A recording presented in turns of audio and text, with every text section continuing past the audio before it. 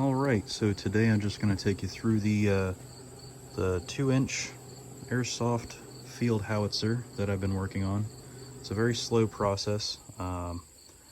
This is my first actual traditional air cannon, as the rest of my builds have all been using the Mossgart shells. On this one we're using, for now, a 12-gram CO2 cartridge holder. So the premise behind this is you put a CO2 cartridge in there, and that little tip in there penetrates it as you're screwing it tight. So that means that we need to have a ball valve right there, and that ball valve will keep that air pressure up here in the cartridge before it goes to the expansion chamber. So once I open this, all that pressure goes into here. This is a 1-inch Schedule 40 rigid steel, black iron, threaded pipe. You can get these at Home Depot pretty easily. This would be your, trigger mechanism. Once that has been opened and all the pressure's in here, I pull that down.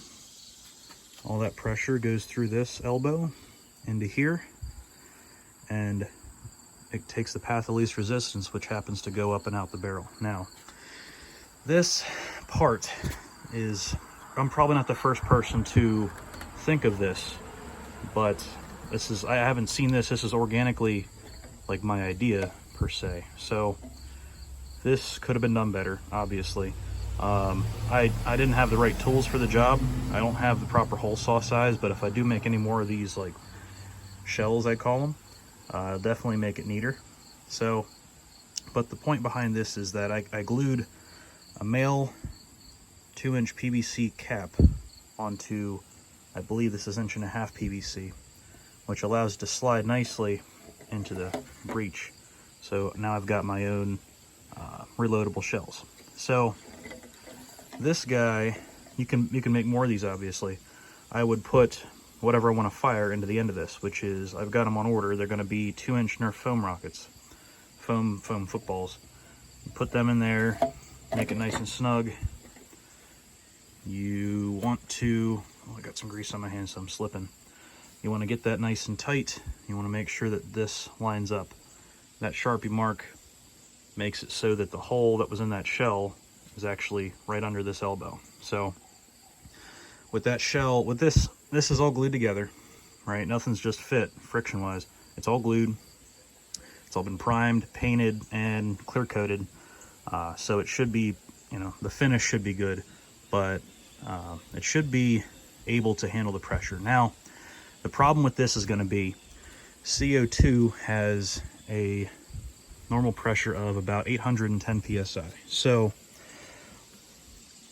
I did do a couple of tests with this, but it's I don't want to keep running it at that high of a pressure, because this PVC, I believe, is only rated up to 200 psi. It'll work for the first couple, but after a while PVC doesn't hold up as well as metal. I'm sure this metal pipe will be fine. But as far as it going into the chamber here, everything after this bushing here is PVC all the way up. I would have liked to make it all metal. I forget why. I think I just couldn't find the right pieces. I don't think they make, at least they don't sell them at Home Depot anyway, pieces like this big. I'm sure I could get them from like a supplier or something, but I wanted to get this done in a timely fashion. We've got games to use it in. So as far as the bracketing goes, I just kind of threw together what I had. These are just brackets that you can get from Walmart. These are electrical 2-inch EMT straps that I bought myself. And this is like kind of my design right here too. I didn't copy this from anybody, at least as far as I know. Like I said, with the breech idea, I kind of came up with that organically, although I'm not saying it's like my ownership per se. I'm not saying I'm the first guy to do it. But this is just a carriage bolt that slides in there. On this particular one, this used to be for like a machine gun mount, so I would want to keep, and this would be like in the field all the time, so I wanted to keep the bolt and the wing nut handy so that I wouldn't lose them, because I think I lost them one time and it was basically useless. So that's what that is right there. That just slides in there, and then you can, with the length of chain here, you can spin this on and it'll shorten up the chain because the chain will be twisted, but it'll work. But yeah, that's all that is like a joist that you, let's see if I can get it. Yeah, that's literally all it is. All right, so I have stuff like this. I think my very first design, I just did this, and then I actually was able to put a traverse or an elevation mechanism on it to be able to screw it up and down. So yeah, that's pretty much it. Like I said, we tested it once.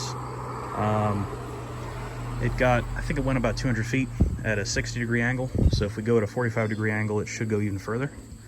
But that was with the CO2 with 810 psi. I have on the way a regulator line with an HPA tank that I'll be using. So we'll see how that goes. I think that goes to, I think the range on that is like 90 to 150 psi, so we have some play there, but I'm just hoping it's enough.